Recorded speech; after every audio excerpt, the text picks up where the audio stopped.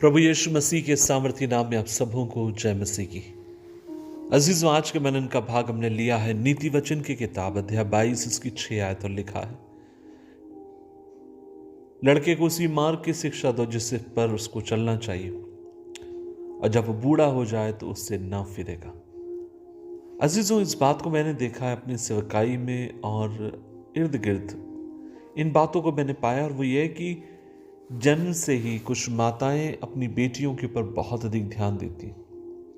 वो इनको समझाती हैं किस तरीके से समाज में जीना है, किस तरीके से बड़ों का सम्मान करना है, किस तरीके से अपने आचार और विचार के द्वारा जीवन को जीना है, और यहाँ तक कई बार किस तरीके से कपड़े पहनने हैं। और ठीक उसी प्रकार पिता भी इस तरीके से करते हैं। लेकिन अजीजों, मैं एक और बात आपसे कहना चाहता हूं, और वो ये है कि लेकिन कुछ पिता या माता अपने बच्चों को जिंदगी में अच्छी शिक्षाएं देना चाहते हैं, लेकिन इससे पहले कि वे उन्हें अच्छी शिक्षाएं दें, कई बार माता पिता भी अपनी जवानी के दिनों में कुछ ऐसी गलतियों में फंसे होते हैं जिससे उन्हें ऐसा प्रतीत होता है कि जब मैं अपने बच्चों को शिक्षा दूंगा वे मेरी बात को नहीं मानेंगे। और कई बार इस तरीके की ग्लानि हमें अपने बच्चों को फेस करने से रोकती है। कुछ गलती हमने जानबूझकर करी होगी अपनी जवानी में, कुछ गलती हमसे अनजाने में हो गई। लेकिन एक बात मैं आपसे कहना चाहता हूं, और वो ये है, आपने अपनी जिंदगी में कितनी भी गलती क्यों ना करी हो, अगर वो पुराने दिनों में आपने गलती करी है तो वह इतिहास है।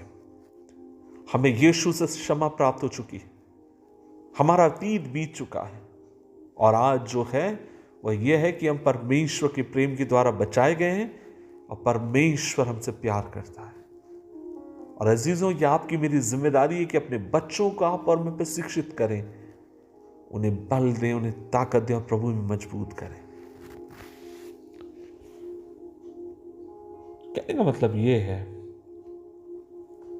आप शर्म में मत जिए, अपने बच्चों को उत्साहित करिए, खुदा में उनको मजबूत करिए, प्रभु में नहीं हिम्मत बंधाइए, परमेश्वर में किस तरीके से उनको चलना है उस तरीके की शिक्षाओं का आप उनको दीजिए।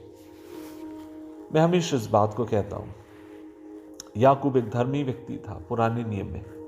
वो अपने बच्चों से बहुत अधिक प्यार करता था, और बच्चों में लिखा है कि वो यूसुफ से और ज्यादा प्यार करता था। और एक दिन की बात है, उसने यूसुफ को क्या किया, बाइबल कहते हैं उसने यूसुफ के लिए एक अंग बिरंगा अलग अलग कलर्स का एक चोंगा बनाया, और ये उसके प्यार की निशानी थी।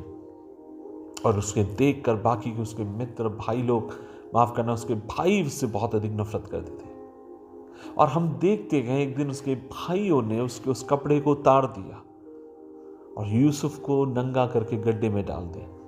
हम देखते वहां से उसको इजिप्ट में उसको बेचा गया।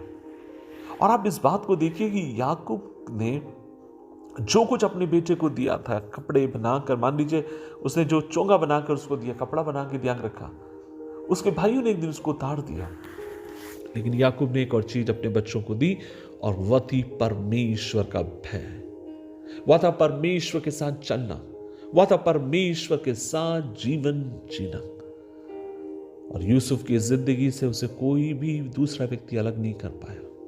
और आज मैं आपसे ये कहना चाहता हूं, हमें चाहिए अपने बच्चों को अच्छी तालीम दें, हमें अच्छे स्कूल में पढ़ भेजें, अच्छी किताबें, अच्छी आदतें उन्हें डलवाएं, लेकिन साथ ही साथ हमेशा अपने बच्चों के भीतर परमेश्वर का भय भी हम डालें, ताकि वे खुदा के भय में बढ़े, परमेश्वर के अनुग्रह में बढ़े और प्रभु की मनसा को पूरी करने पाए।